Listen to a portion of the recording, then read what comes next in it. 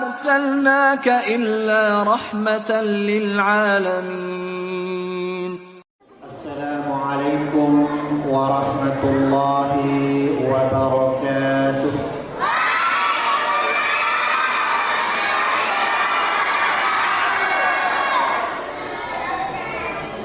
الحمد لله رب العالمين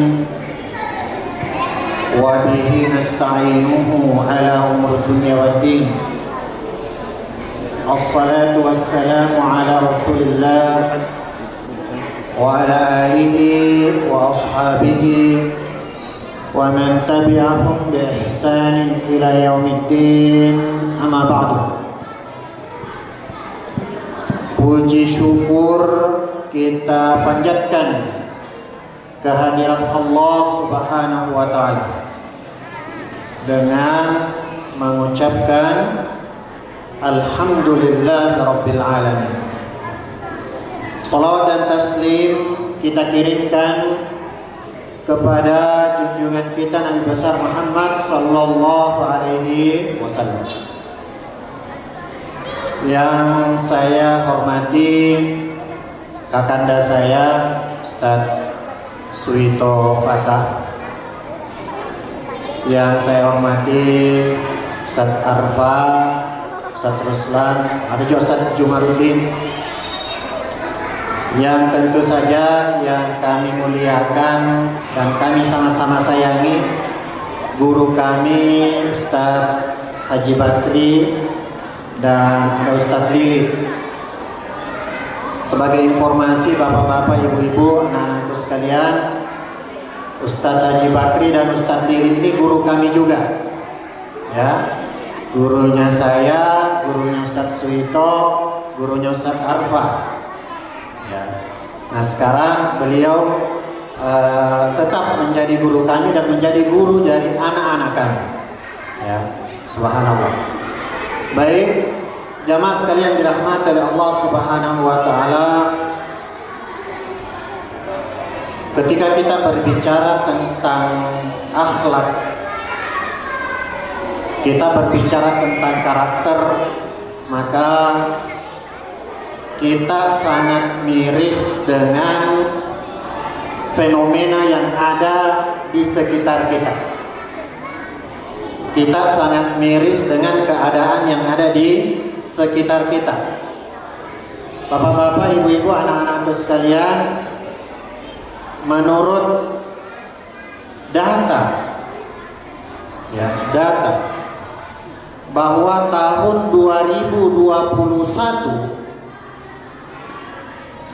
itu kurang lebih 2,3 atau 2,4 juta remaja putri itu melakukan aborsi. 2,4 juta. Pada tahun yang sama, jamaah sekalian dirahmati oleh Allah Subhanahu wa taala, 3,6 juta penduduk Indonesia menjadi pecandu narkoba. 3,6 juta. Belum lagi fenomena-fenomena jamaah sekalian dirahmati oleh Allah Subhanahu wa taala tentang konten-konten media yang ternyata 90%-nya tidak mendidik. Ya, itu fenomena. Belum lagi tentang fenomena-fenomena yang lain, ya, tentang budaya-budaya ataukah bentuknya apapun itu, yang ternyata kejadian itu bukan karena kurangnya ilmu pengetahuan. Kalau kita mau berbicara tentang kurangnya ilmu pengetahuan, maka kita tidak akan menemukan misalnya seorang dokter, seorang profesor yang korupsi. Kita tidak akan menemukan orang-orang terhormat di dewan yang korupsi. Kita tidak akan menemukan bupati, gubernur, menteri yang korupsi. Kalau kita berbicara tentang apa? Kita berbicara tentang tingginya ilmu seseorang dan berkaitan dengan ketinggian akhlak. Maka sesungguhnya yang kurang di tengah-tengah kita jemaah sekalian dirahmati oleh Allah Subhanahu wa taala adalah kurangnya akhlakul karimah. Kurangnya akhlak. Bahkan penelitian, meskipun penelitian ini tidak resmi, dilakukan oleh teman-teman dosen di luar, bahwa 90% mahasiswa itu tidak jujur di dalam melakukan ujiannya. 90%. Maka jemaah sekalian dirahmati oleh Allah Subhanahu wa taala, ini kita perlu khawatir. Ini kita perlu khawatir dan kita perlu melakukan sesuatu untuk merubah itu. Karena kenapa jemaah sekalian dirahmati oleh Allah Subhanahu wa taala, sekarang ya 70% penduduk Indonesia itu adalah penduduk yang produktif, termasuk kita. Usia dari 15 sampai 64 tahun. 70%. Jemaah sekalian dirahmati oleh Allah Subhanahu wa taala. Maka sesungguhnya ya, yang kurang dari kita ini adalah akhlak. Maka juga salah satu jargon dari pendidikan kita di sini adalah pendidikan karakter, pendidikan akhlak. Jemaah sekalian dirahmati oleh Allah Subhanahu wa taala. Ya. Maka sesungguhnya mendidik seorang anak itu berbeda ketika kita mendidik dari sisi keilmuannya saja. Ya, dari keilmuannya saja, dan ketika kita mendidik dari sisi karakter dan akhlaknya. Kalau mendidik dari sisi keilmuan, ya, mendidik dari sisi keilmuan bahwa menyampaikan konten, menyampaikan isi dari sesuatu yang harus diajarkan. Ketika itu sudah sampai kepada anak didik, maka sudah selesai urusannya. Penyampaian informasi. Ketika informasi itu sampai, lalu kemudian didapatkan oleh anak-anak kita, maka tugas kita sudah selesai. Informasi itu sudah sampai. Kalau itu sekedar ya menyampaikan ilmu. Akan tetapi ketika kita berbicara tentang mendidik karakter seorang anak, maka ini ceritanya panjang. Jamaah sekalian dirahmati oleh Allah Subhanahu wa taala, ceritanya panjang, membutuhkan kesabaran yang panjang, membutuhkan ilmu yang banyak. Makanya tadi ketika ya, Ustadz Suwito mengatakan bahwa akan diadakan sekolah orang tua, maka ini sangat luar biasa. Ya, sangat luar biasa, dan kami mengharapkan kepada semua orang tua untuk berpartisipasi di dalam hal ini. Karena membutuhkan ilmu, membutuhkan kesabaran, dan membutuhkan dana, membutuhkan waktu yang panjang. Jemaah sekalian, ya, membutuhkan waktu yang panjang. Karena selain mendidik, membentuk, ya, membiasakan, juga mempertahankan karakter ini. Maka jemaah sekalian dirahmati oleh Allah Subhanahu wa taala, ya, berbicara tentang akhlak, maka kita berbicara pertama tentang akhlak kepada Allah Subhanahu wa taala. Ya, wa qala Luqman li banihi wa huwa ya'iduhu ya bunayya la tusyrik billah.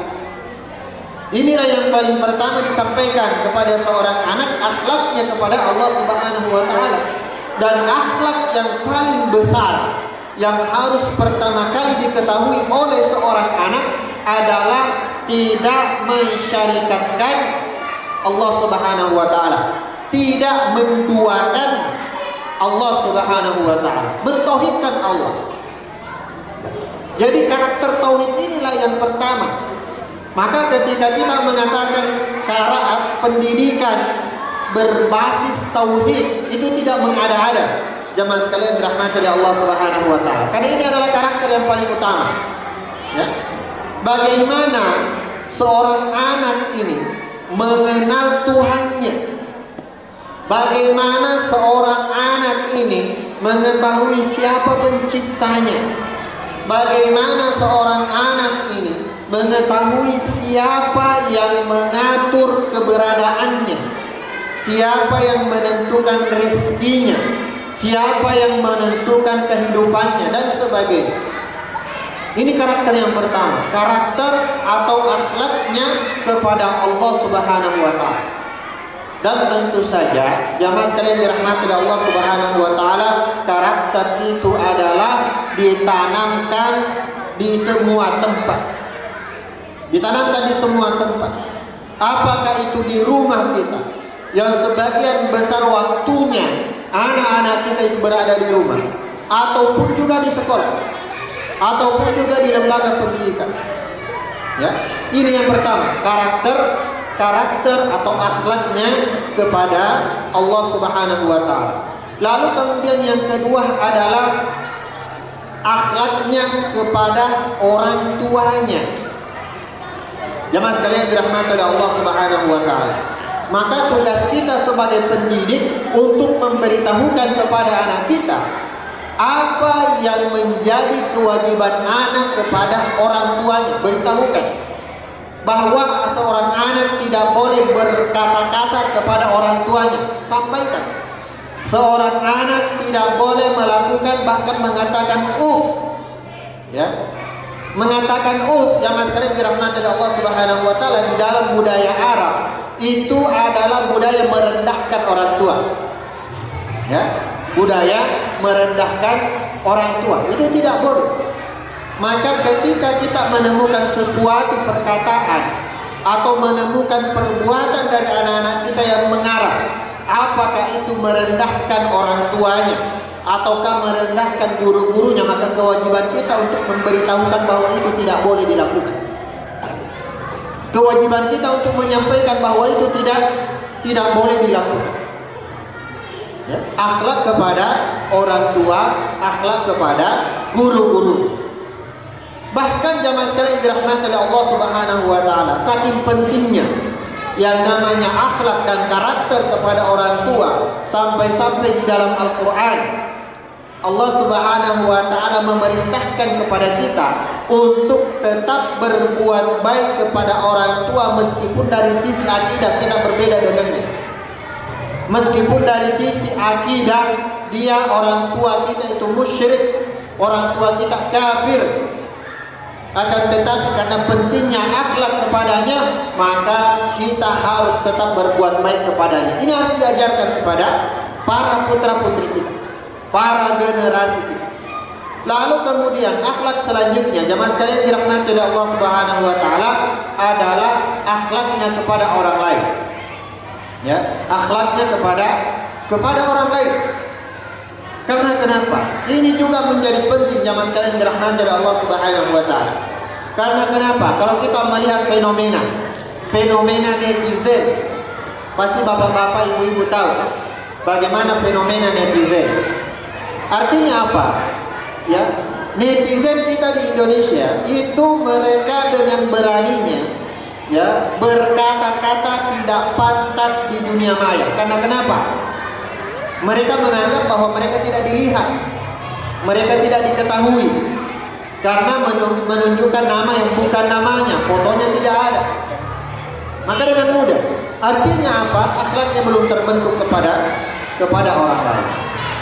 Lalu kemudian selanjutnya, jemaah sekalian dirahmati oleh Allah Subhanahu wa Ta'ala, akhlak kepada dirinya sendiri, karakter kepada dirinya sendiri.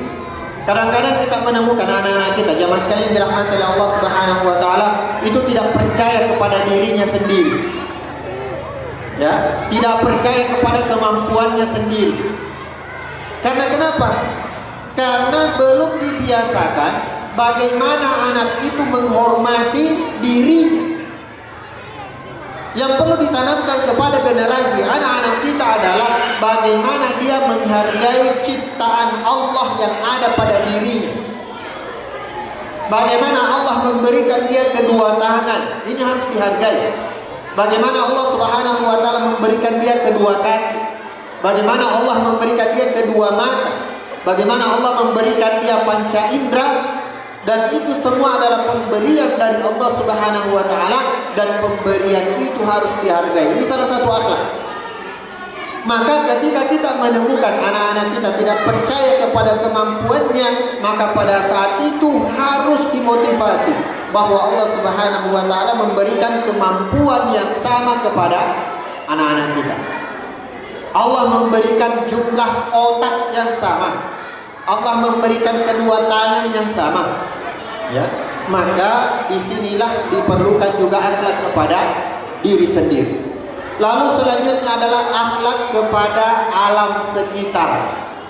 Jemaah sekalian yang dirahmati oleh Allah Subhanahu wa taala, ini juga muncul fenomena bagaimana seorang manusia karena rakusnya, maka dia tidak peduli terhadap alam sekelilingnya. Dia menghancurkan alam sekelilingnya. Ya, dia menggali, menambang, menebang dan sebagainya. Maka perlu ditanamkan sejak dini kepada anak-anak kita bagaimana dia berakhlak kepada alam sekitarnya. Dan inilah jemaah sekalian dirahmati oleh Allah Subhanahu wa taala. Lalu kemudian ternyata akhlak ini itu banyak dipengaruhi oleh ibadah yang dilakukan oleh seseorang. Akhlak, ya, pembentuknya yang paling utama itu adalah ibadah kita kepada Allah Subhanahu wa taala. Kenapa seperti ini jamaah sekalian dirahmati oleh Allah Subhanahu wa taala? Bahkan beberapa ulama saking kerasnya tentang akhlak dan hubungannya dengan ibadah, maka mereka mengatakan bahwa barang siapa yang beribadah lalu kemudian tidak nampak asarnya, tidak nampak pengaruh ibadah itu di dalam perilakunya sehari-hari, maka ibadahnya tidak diterima oleh Allah Subhanahu wa taala. Ini saking kerasnya, ya. Saking pentingnya ibadah yang kita lakukan itu berimplikasi kepada keseharian kita. Wa aqimis shalah, inna sholata tanha 'anil fahsya'i wal munkar. Dan dirikanlah sholat. Agar apa? Agar sholat yang kita lakukan tanha 'anil fahsya'i wal munkar, bisa mencegah seseorang itu melakukan akhlak yang buruk, melakukan perbuatan-perbuatan keji dan mungkar. Ini dari sholatnya. Belum lagi kalau kita berbicara tentang puasanya. Jadi bukan hanya sekedar tukus, bukan hanya sekedar ritual-ritual yang kemudian setelah kita melaksanakan ritual itu lalu kemudian mengatakan kewajiban saya pada ibadah ini sudah selesai. Ya. Kewajiban ibadah pada selesai. Puasa, ibadah puasa, jamaah sekalian yang dirahmati oleh Allah Subhanahu wa taala, yang kita lakukan itu harus tercermin dari perkataan-perkataan, ya, menghindarkan kita dari perkataan-perkataan yang buruk, menghindarkan kita dari perbuatan-perbuatan yang buruk. Zakat yang kita keluarkan ini harus khudh min amwalihim shadaqatan tutahhiruhum wa tuzakkihim biha. Ambillah zakat di antara mereka untuk apa? Untuk membersihkan, mentazkiyah, menghilangkan sifat-sifat kekikiran di dalam diri kita. Belum lagi ketika kita berbicara tentang, ya, hal-hal yang lain. Kita berbicara tentang haji, kita berbicara tentang umrah yang membutuhkan kesabaran, yang membutuhkan kekuatan, yang akan menghasilkan persamaan-persamaan. Maka jemaah sekalian dirahmati oleh Allah Subhanahu wa taala, maka dalam rangka pembinaan akhlak tadi, akhlak kepada Allah, akhlak kepada orang tua, akhlak kepada guru, akhlak kepada orang lain, akhlak kepada diri sendiri, akhlak kepada alam semesta, maka kuncinya adalah perbaikan ibadah kita. Perbaikan ibadah. Maka ketika Rasulullah SAW menyatakan, ya, hendaklah kita mulai mengajari anak-anak kita sholat pada usia 7 tahun. Dan pukullah ketika dia berusia 10 tahun dan pisahkanlah dari tempat tidurnya. Maka jemaah sekalian dirahmati oleh Allah Subhanahu wa taala, ini adalah bagaimana proses perbaikan akhlak itu harus dimulai dari ibadah. Dan ibadah yang benar, jemaah sekalian dirahmati oleh Allah Subhanahu wa taala, itu harus muncul dari akidah yang benar. Harus muncul dari tauhid yang baik, dari keimanan yang baik. Jemaah sekalian dirahmati oleh Allah Subhanahu wa taala, keimanan kita kepada Allah Subhanahu wa taala, tauhid kita kepada Allah Subhanahu wa taala mengantarkan kita untuk beribadah secara baik. Karena kenapa? Setelah kita percaya kepada Allah Subhanahu wa taala, setelah kita yakin keberadaan Allah Subhanahu wa taala 100%, tidak ada lagi keraguan tentang keberadaan Allah, yang kita lingkupi dengan pendidikan, dengan tauhid, jemaah sekalian yang dirahmati oleh Allah Subhanahu wa taala, maka tidak ada lagi alasan kepada kita untuk menghindari atau untuk meninggalkan apa-apa yang diperintahkan oleh Allah Subhanahu wa taala. Maka muncul dari sana, muncul ibadah yang baik harus muncul dari tauhid yang baik. Ibadah yang baik harus muncul dari akidah yang baik. Maka jemaah sekalian dirahmati oleh Allah Subhanahu wa taala, mungkin salah satu nanti tema dari pendidikan orang tua itu adalah bina akidah. Salah satu tema dari pendidikan atau sekolah orang tua yang dicanangkan oleh ketua yayasan adalah bina akidah. Karena disinilah puncaknya. Disinilah puncaknya jamaah sekalian dirahmati oleh Allah Subhanahu wa taala, ketika akidah seseorang, ketika tauhid seseorang baik, maka ibadahnya turun akan baik. Salatnya akan baik, puasanya akan baik, zakatnya akan baik, haji umrohnya akan baik. Dan ketika ritual-ritual ibadahnya akan baik, maka ini akan berimplikasi kepada akhlak dan kelakuan dia sehari-hari. Maka jemaah sekalian dirahmati oleh Allah Subhanahu wa taala, akhlak yang baik itu muncul dari ibadah yang baik. Sementara ibadah yang baik itu muncul dari ketauhidan, keimanan, akidah kita kepada Allah Subhanahu wa taala. Jemaah sekalian dirahmati oleh Allah Subhanahu wa taala, inilah secara ringkas yang bisa kami sampaikan pada kesempatan ini, bahwa pendidikan ini adalah tugas kita bersama. Pendidikan di sekolah, pendidikan di rumah, dan pendidikan dimanapun ini akan menjadi tanggung jawab, dan tanggung jawab itu ternyata sangat besar kepada kita. Apakah itu kepada guru-guru atau kepada orang tua? Jemaah sekalian dirahmati oleh Allah Subhanahu wa taala, dan ternyata setelah kita telisik bahwa puncak daripada pendidikan itu adalah penanaman keimanan, penanaman tauhid kita kepada Allah Subhanahu wa taala. Baik, jemaah sekalian dirahmati oleh Allah Subhanahu wa taala, kita tutup tausiah ini ya, dan kami juga ucapkan selamat kepada anak-anakku sekalian yang berprestasi. Ya, kita ucapkan selamat kepada anak-anakku sekalian dan juga kepada orang tuanya, kepada guru-gurunya, dan kita sama-sama berdoa agar proses pendidikan ini terus mendapatkan inayah dari sisi Allah Subhanahu wa taala. A'udzubillahi minasyaitonir rajim. Bismillahirrahmanirrahim. Alhamdulillahirabbil alamin. Hamdan na'imin, hamdan syakirin, hamdan yu'afi ni'amahu wa yukafi mazidah. Ya Rabbana lakal hamdu kama yanbaghi bi jalali wajhikal karim wa 'azimi sultanik. Allahumma salli ala sayyidina Muhammadin wa ala alihi wa ashabihi wa man tabi'ahum bi ihsan ila yaumiddin.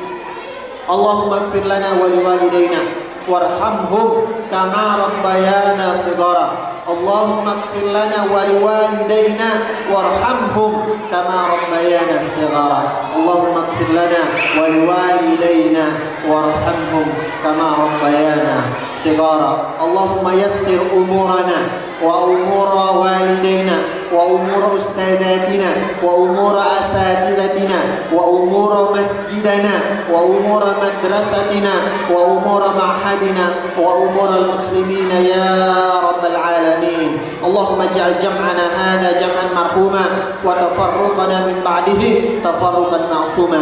اللهم لا تجعل في جمعنا هذا ذنبا إلا غفرته ولا دينا إلا قضيته ولا طالبا إلا نجحته ولا حاجة من حوائج الدنيا والآخرة إلا قضيتها ويسرتها يا رب العالمين. اللهم أرنا الحق حقا وارزقنا اتباعه وأرنا الباطل باطلا وارزقنا اجتنابه. ربنا آتنا في الدنيا حسنة وفي الآخرة حسنة وقنا عذاب النار. Jemaah sekalian dirahmati oleh Allah Subhanahu wa taala, demikian mohon maaf atas segala kekurangan. Allahul musta'an. Wassalamualaikum warahmatullahi wabarakatuh.